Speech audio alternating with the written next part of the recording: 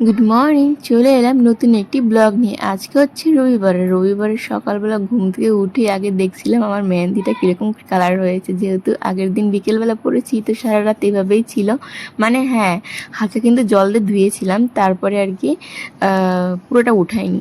তো দেখো কালারটা বেশ ভালোই হয়েছে। আর আজকে যেহেতু রবিবার, এর জন্য একটু ঘুম থেকে দেরি করেই উঠলাম। তো দেরি বলতে একটু বেশিই দেরি হয়ে গেছে। মানে সোনুর না সকাল 7টার দিকে নাকি টিউশন আছে। তো ভেবেছি সোনুকে একদম টিউশন পাঠিয়ে তারপরে সব কাজবাজ শুরু করব। এর জন্য মানে 5টার দিকে ঘুম ভেঙেছে, তবু একটু শুয়েই ছিলাম, মানে ফোন ঘাঁটছিলাম আর কি। ভিডিওগুলো অনেক জমেছিল, এডিট করা হয়নি, তো সেগুলোই দেখাশোনা করছিলাম আর কি। আর এদিকে দেখো চুল টুল বেঁধে নিলাম। আর মেহেন্দিটা বেশ ভালো লাগছে, কিন্তু মানে ফ্রন্ট ক্যামেরা বোঝা যাচ্ছে না ঠিক মতো। তো দেখো আকাশটা কিন্তু বেশ ভালোই আছে, অতটা রৌদ্র ওঠেনি এখনও। তো সোনু কিন্তু ওদিকে হাত মুখ ধুতে চলে গেছে, আর এদিকে হচ্ছে বিছানার অবস্থা খুবই খারাপ। তো এবার দেখো এই যে সোনু ব্রাশ নিয়ে বসে আছে, আর আমিও চলে এলাম হচ্ছে রান্নাঘরে থালা বাসনগুলো একটু গুছিয়ে নিচ্ছি। আর এর মধ্যে কিন্তু সোনু ব্রাশ করে খেয়ে একদম রেডি হয়েছে টিউশন যাওয়ার জন্য। তো ওর বাবার সঙ্গে চলে গেল, আর এদিকে আমিও লেগে পড়লাম কাজে বলতে এই যে বেড কভারটা পাল্টাবো। আর হচ্ছে মানে মেহেন্দি তো ছিল হাতের মধ্যে, রাত্রেবেলা দেখি বিছানায় পুরো মেহেন্দিগুলো লেগে আছে। তো এর জন্য সমস্ত জিনিস ঠিকঠাক মতো পরিষ্কার করলাম, মানে ঘরটাও কিন্তু একটু ঝেড়েছি। তো সব কিছু তার ভিডিও করা সম্ভব না, অনেকটা মানে বড় হয়ে যায় ব্লগ, এর জন্য। তো এদিকে কিন্তু আমি রান্নাঘরও একদম পরিষ্কার করেছি, মানে দুটো ঘর একদম পরিষ্কার করে স্নান টান করে এলাম। আর দেখো অত জিনিস ধোয়াধুয়ি করেছি, মেহেন্দির কালার তো মানে থাকবেই না মনে হচ্ছে।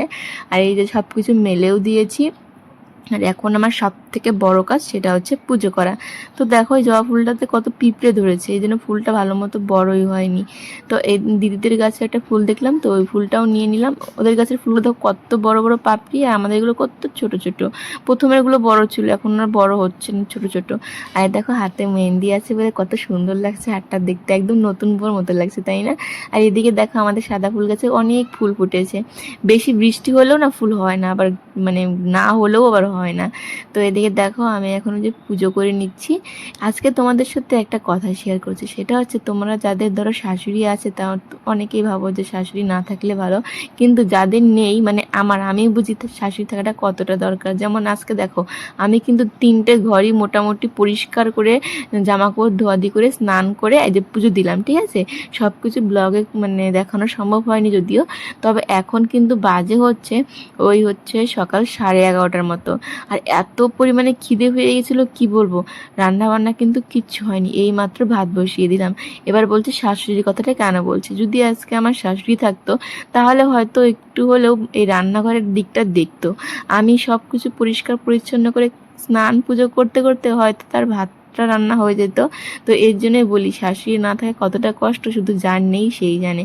সমস্ত কাজ নিজেকে করতে হয়, ঘর বাড়ি পরিষ্কার করার পরে, জামা কাপড় ধোয়াধুয়ি করার পরে আর মনে হয় না যে রান্না করি, কিন্তু আমি তো নিরুপায়, আমাকে রান্না করতেই হবে।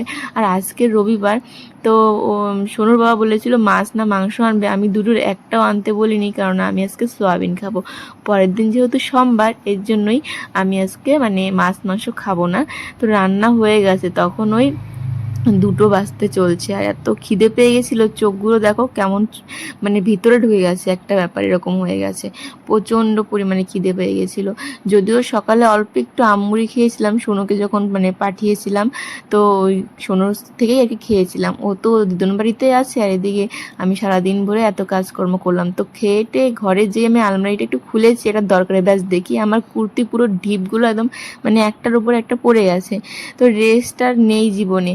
রবিবার হলে আরও কাজের এত চাপ থাকে কি বলবো, সময়ই পাচ্ছিলাম না এগুলো গোছানোর। এর জন্য ভাবলাম না, সোনু নেই, এই সময়টাই হচ্ছে ভালো এগুলো গোছানোর জন্য। ও থাকলে সমস্ত জিনিস হাতে পাতা করবে। আর এখানে যেহেতু সোনুর জামা কাপড় থাকে, এদিন ও থাকলে পরার জন্য বায়না করতো।